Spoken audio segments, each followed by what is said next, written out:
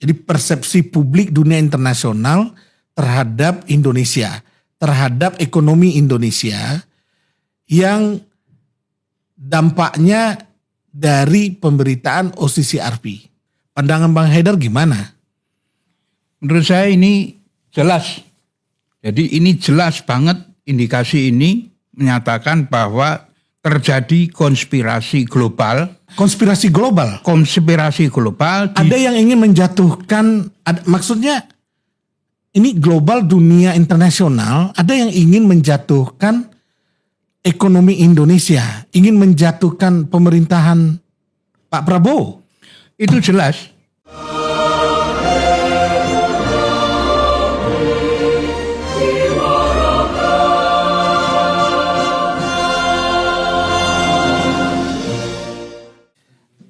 Apa kabar masyarakat Indonesia? Kita jumpa lagi di dalam forum diskusi AITV, Bicara Indonesia Apa Adanya. Pada kesempatan kali ini kita kedatangan tamu istimewa yang lagi booming-booming di media sosial dan di media televisi, yaitu Abang atau Bapak Haidar Alwi. Beliau adalah tokoh yang tidak asing. Pada pertemuan sebelumnya beliau juga hadir di AI Indonesia, di AI TV, bicara waktu itu tentang SDM, sumber daya mineral Indonesia yang viral di media sosial. Dan kali ini Bang Haidar Alwi juga bikin sebuah kejutan di mana lembaga internasional, lembaga survei internasional itu dibuat tidak berdaya oleh Bang Haidar Alwi. Selamat sore Bang Haidar. Selamat sore Bang Adimas Rahmat. Nah, Bang, lagi booming ini di media sosial. Itu gimana cerita awalnya itu Bang Haidar? jadi OCCRP ini lucu. Saya bilang ini. Lucunya kenapa? Lembaga survei, lembaga LSM lah. LSM yang mengadakan survei. Terus di laman kecil, di halaman kecil media dia itu ada box kecil. Jadi kita semua rakyat, semua masyarakat dunia berhak naruh orang di situ. Misalnya saya ngirim ke OCCRP itu Haidar Alwi misalnya, taruh di situ. Itu sudah jadi gitu. Jadi membangun persepsi. Membangun persepsi. Jadi, ya kalau membangun persepsi begitu kan bisa saja orang-orang yang selama ini jadi musuh politik lalu digosok-gosok untuk memasukkan nama kan? Itu arahnya saya nanti ke situ. Jadi ditaruh di kolom kecil itu semua seluruh dunia berhak naruh siapapun itu. Nah, nanti setelah terkumpul berapa, nah baru di scan, baru diatur di ini supaya ini mana nih yang paling besar ini. Jadi pertama lucunya di situ. Kedua, lembaga seperti itu masa menyatakan presiden terkorup di dunia. Kira-kira gitu. Nah, jadi ini kayak puling-puling kacangan, puling-puling biasa gitu. Box kecil itu berjudul 2024 finalis for person of the year in organized crime and corruption. Judulnya langsung finalis. Langsung finalis. Nggak ada babak penyisiannya. Nggak ada. Jadi lucu ini, kejadian OCCRP ini lucu banget. Tapi anehnya ini yang penting orang Indonesia tahu. Iya, yang aneh-aneh aja dulu. Anehnya ini 5 nominator tadi yang terpilih itu bukan 5 nominator itu, justru Bashar al-Assad yang kepilih. Yang tidak ada dalam nominator yang final. ada dalam nominator tadi. Dalam list final nggak ada. Nggak ada. Jadi dagelan ini. Ini dagelan betul ini. Kalau lihat dari sini nanti. Tapi kabarnya OCCRP itu katanya diisi oleh jurnalis-jurnalis yang reputable di dunia internasional. Klaim mereka begitu. OCCRP ini dugaan saya kerjasama dengan salah satu majalah terkenal banget di Indonesia. Saya tidak bisa sebut namanya, saya kira Adinda tahu lah. Masyarakat tahu. Di dunia digital disebutin kok. Ya, nggak perlu kita sebutin, sudah tahu semua. Nah, majalah ini yang kemungkinan besar ya dugaan saya itu yang mengarrange ini supaya yang masuk beliau itu gitu loh. Karena di beberapa kesempatan sebelumnya memang majalah itu selalu nyinyir banget terhadap presiden ke-7 ini. Jadi mereka Iya, membenci sih boleh-boleh saja kan. apapun itu dia lakukan. Jadi kita nggak usah bicara boleh tidak. Jadi apa yang dilakukan oleh majalah tertentu tadi ya boleh-boleh aja menurut mereka. Kan banyak di case-case tertentu mengadakan fitnah dan lain sebagainya yang sempat dituntut juga banyak. Saya membaca ini Bang Haidar, teori persepsi. Teori persepsi dan teorinya Gestalt ya. Ya. Itu disebutkan bahwa persepsi itu dibangun oleh 4 prinsip.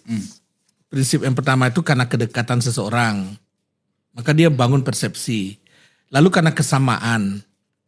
Kemudian karena kedekatan, lalu karena keberlanjutan.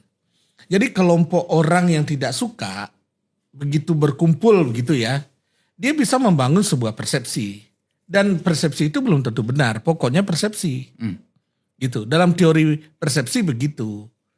Jadi kalau surveinya, kalau pemberitaan didasarkan kepada persepsi, gitu kan? Jadi kalau misalnya pemilu kita dari 100%, Pak Jokowi misalnya menangnya 68%. Berarti kan ada sisa 32%.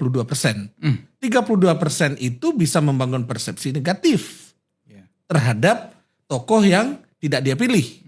Gitu. Tetapi kemudian persepsi yang negatif itu tidak bisa serta-merta diberitakan oleh media internasional ataupun oleh media lokal, kan ada aturan-aturan yang mengikat, gitu kan. Nah, terkait dengan persepsi yang oke lah kata OCCRP ini adalah katanya publik gitu. Gimana menurut Bang Haidar? Ternyata masih ada yang heran saya ini. Orang-orang yang mengaku bangsa Indonesia ya berusaha untuk menjelek-jelekkan presidennya sendiri, presiden ke-7 di laman internasional. Ini data kami melihat bahwa pemberitaan OCCRV tentang Indonesia 6 bulan terakhir itu menyebabkan kepercayaan investor, kepercayaan pasar kepada ekonomi Indonesia itu turun. Ini datanya. Kalau kita lihat. Nah, turunnya ini data valid. Data yang kita nilai dari algoritma komputer. Jadi persepsi publik dunia internasional terhadap Indonesia, terhadap ekonomi Indonesia yang dampaknya dari pemberitaan OCCRP. Itu ya. Dari bulan Juli tahun 2024 sampai Desember 2024. Puncaknya adalah Desember 2024 ini yang menyebut nama Pak Jokowi. Itu. Pandangan Bang Haidar gimana? Menurut saya ini jelas. Jadi ini jelas banget indikasi ini menyatakan bahwa terjadi konspirasi global dan didukung oleh para penyinyir-penyinyir Jokowi dan keluarganya di Indonesia ini yang bertujuan satu untuk menjatuhkan ekonomi Indonesia. Konspirasi global. Konspirasi global. Ada yang ingin menjatuhkan, maksudnya ini global dunia internasional, ada yang ingin menjatuhkan ekonomi Indonesia, ingin menjatuhkan pemerintahan Pak Prabowo. Itu jelas, udah clear itu, bahwa pemberitaan OCCRP terakhir ini ditambah indikasi yang jelas dari penurunan nilai tukar rupiah, ya Desember terakhir itu 16.000 sekian itu. 16.300 menunjukkan bahwa ini clear konspirasi global George Soros itu yang didukung di belakang di belakangnya salah satunya didukung oleh para penyinyir di Indonesia, para penyinyir Jokowi dan keluarganya yang sengaja ingin memisahkan antara Prabowo dengan Jokowi. Maksudnya ada juga dari Indonesia ini berkolaborasi dengan asing untuk menjatuhkan ekonomi Indonesia. Ya kalau enggak bisa. Harus konspirasi itu luar dengan dalam, dibantu orang dalam. Orang dalamnya siapa ya? Ada pengkhianat-pengkhianat di dalam. Oh jelas, banyak. Dan siapa orangnya kita pasti tahu. Rakyat Indonesia pasti tahu. Dan ini Tegas harus sekali di stop. jatuhin ekonomi Indonesia. Ya, tujuannya itu. Supaya yang dibicarakan oleh Prabowo 8% itu tidak kesampaian. Itu aja tujuannya. Ada pengaruh, ada efek juga misalnya dari pidato Pak Prabowo ketika ke luar negeri berapi-api. Itu Ada ketakutan dunia internasional? kan awalnya dari situ. Awalnya itu ketakutan pidato Prabowo yang berapi-api itu. Jadi mereka cari jalan sehingga terjadi konspirasi, berpikir ini satu-satunya cara untuk menjatuhkan ekonomi Indonesia itu dengan jalan konspirasi global tadi, dengan membangun narasi persepsi negatif tentang ekonomi Indonesia. Dan kerjasama dengan orang dalam, para penyinyir tadi, sehingga itu bisa kecapaian. Clear. Jadi Pak Jokowi hanya pintu masuk. Oh ya, clear itu. Pak Jokowi ini hanya entry point aja, bahwa Ya karena nggak ada kejadian. Nggak ada yang juga lain. Manfaatnya. Ya, nggak ada yang cara lain, nggak ada. Tapi publik menjadi ragu tentang Indonesia.